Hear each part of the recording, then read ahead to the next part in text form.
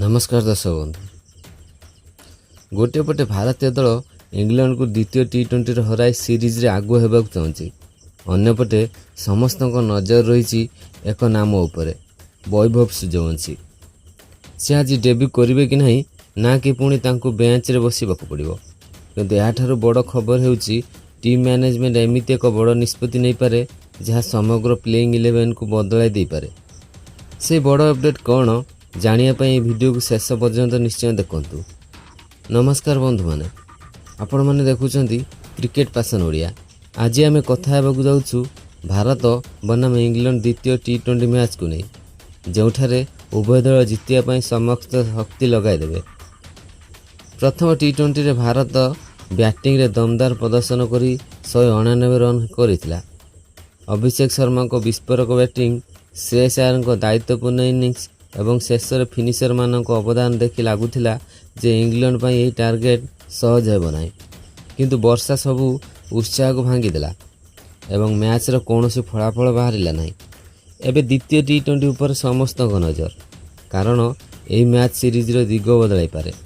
किंतु बंधु माने यारी भितर आउ एक बड़ सस्पेंस चली। सोशल मीडिया रे केवल गोटे प्रश्न घुरुची, वैभव सूर्यवंशी को एथर सुजोग मिलियो कि? केतक क्रिकेट किंवदंती मत होउची एते कम बयस रे तांको निर्भीक बैटिंग भारत को एक्स फैक्टर दे पारे।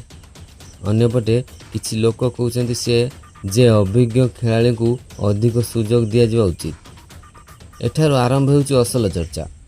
आउ गोटे बड़ अपडेट होउची इंग्लैंड मध्य निज प्लेइंग 11 ले किछि परिवर्तन करि पारे।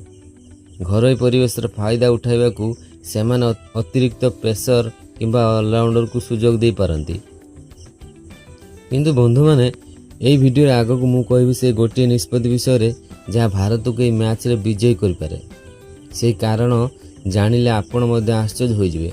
तेणु वीडियो को शेष पर्यंत निश्चय देखंतु, कारण आग को आसुची पिच रिपोर्ट, संभाव्य प्लेइंग 11 एवं मोर मैच प्रेडिक्शन।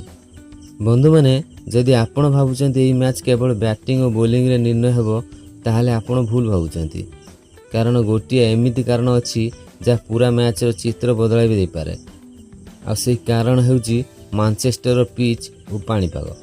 बंधु माने ओल्ड ट्राफोर्ड पिच साधारणतः बैटर को सहयोग करे, किंतु मैच रा आरंभ रे नुआ बॉल सो पेसर माने भल स्विंग पाई थांती। जदि आकाश रे बादल रहे तेबे प्रथम 4 ରୁ 5 ओवर बैटर को पाई बहुत कठिन होई पारे। से कारणरू टॉस एही मैच रे बड़ भूमिका नहीं पारे। जेउ दल टॉस जीतिबो सेमाने प्रथम बोलिंग करने को चाहि पारंती, जहाद्वारा नुआ बॉल लाभ उठाई प्रतिपक्ष को शीघ्र चापर पका जाई परिबो। किंतु एइटी शेष नुहे। भारतीय टीम मैनेजमेंट सामना रे एबे सबुठारु बड़ प्रश्न, केउ प्लेइंग 11 सह मैदान को ओह्लाइबे। जदि वैभव सूर्यवंशी को सुजोग मिले तेबे बैटिंग ऑर्डर रे परिवर्तन प्राय निश्चित। आ जदि पुराना प्लेइंग 11 उपर भरोसा रखा जाए तेबे भारत स्थिरता को गुरुत्व देउछि बोली कहाजिबो। एबे आसंतु देखिबा संभाव्य भारतीय प्लेइंग 11। अभिषेक शर्मा, संजू सैमसन, ईशान किशन, श्रेयस अय्यर अधिनायक, तिलक वर्मा, शिवम दुबे, वाशिंगटन सुंदर, अक्षर पटेल, अर्शदीप सिंह, रवि बिश्नोई एवं हर्षित राणा।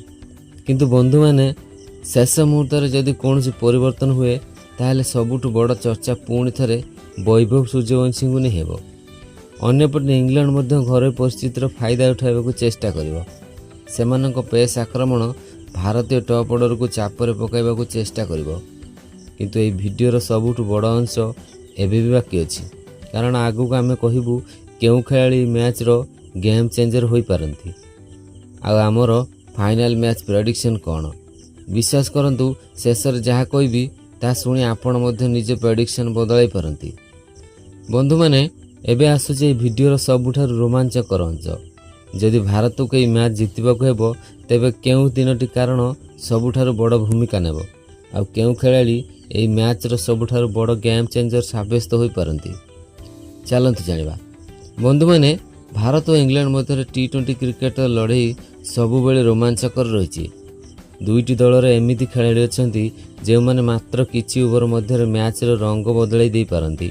भारतर जितबार प्रथम बड़ कारण भारतर टॉप ऑर्डर ଯଦି ଅଭିଷେକ ଶର୍ମା ଏବଂ ସଞ୍ଜୁ ସାମସନ୍ ପାୱାର ପ୍ଲେରେ ଦ୍ରୁତ ଆରମ୍ଭ ଦେଇପାରନ୍ତି ତେବେ ଇଂଲଣ୍ଡର ବୋଲରମାନଙ୍କ ଉପରେ ଆରମ୍ଭରୁ ଚାପ ସୃଷ୍ଟି ହେବ।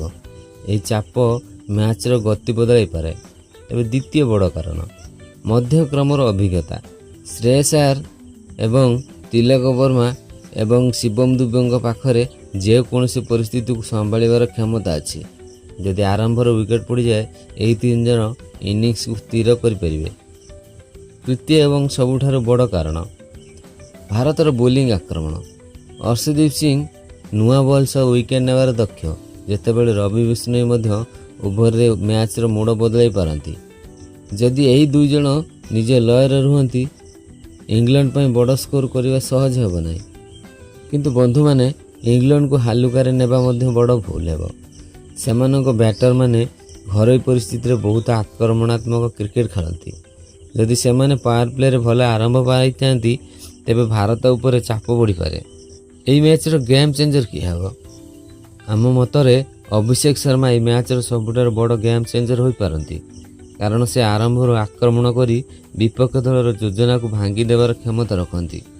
ଯଦି ସେ 50ରୁ ଅଧିକ ରନ୍ କରନ୍ତି ତେବେ ଭାରତର ବିଜୟ ସମ୍ଭାବନା ବହୁତ ବଢ଼ିଯିବ। ଆଉ ଏବେ ସବୁଠାରୁ ବଡ଼ ପ୍ରଶ୍ନ ଆମର ମ୍ୟାଚ୍ ପ୍ରେଡିକ୍ସନ୍। ଯଦି ପାଣିପାଗ ସମ୍ପୂର୍ଣ୍ଣ ସାଥ ଦିଏ ଏବଂ ମ୍ୟାଚ୍ ପୁରା 20 ଓଭର ହୁଏ ତେବେ ମୋ ମତରେ ଭାରତର ପଲ୍ଲା ସାମାନ୍ୟ ଭାରି ରହିବ। କିନ୍ତୁ ଏହି ମ୍ୟାଚ୍ରେ ଛୋଟ ଛୋଟ ମୁହୂର୍ତ୍ତ, କ୍ୟାଚ୍, ରନ୍ଆଉଟ୍ କିମ୍ବା ପାୱାର ପ୍ଲେ ହିଁ ଶେଷରେ ବିଜେତା ନିର୍ଣ୍ଣୟ କରିପାରେ। ତେବେ ବନ୍ଧୁମାନେ, ଆପଣଙ୍କ ମତରେ ଦ୍ୱିତୀୟ T20 କିଏ ଜିତିବ, ଭାରତ ନା ଇଂଲଣ୍ଡ? ଆଉ ବୈଭବ ସୂର୍ଯ୍ୟବଂଶୀଙ୍କୁ ସୁଯୋଗ ମିଳିବା ଉଚିତ କି ନାହିଁ ନିଜ ମତାମତ କମେଣ୍ଟରେ ନିଶ୍ଚୟ ଜଣାନ୍ତୁ। ଯଦି ଏହି ଭିଡ଼ିଓ ଭଲ ଲାଗିଥାଏ ତେବେ ଲାଇକ୍ କରନ୍ତୁ, ସେୟାର କରନ୍ତୁ ଏବଂ କ୍ରିକେଟ୍ ପ୍ୟାସନ୍ ଓଡ଼ିଆକୁ ସବସ୍କ୍ରାଇବ୍ କରନ୍ତୁ, କାରଣ ମ୍ୟାଚ୍ ଶେଷ ହେବା ମାତ୍ରେ ସବୁଠାରୁ ପ୍ରଥମେ ଓଡ଼ିଆରେ ସମ୍ପୂର୍ଣ୍ଣ ବିଶ୍ଳେଷଣ ଆପଣଙ୍କ ପାଖକୁ ନେଇ ଆସିବୁ। ଧନ୍ୟବାଦ। ଜୟ ହିନ୍ଦ।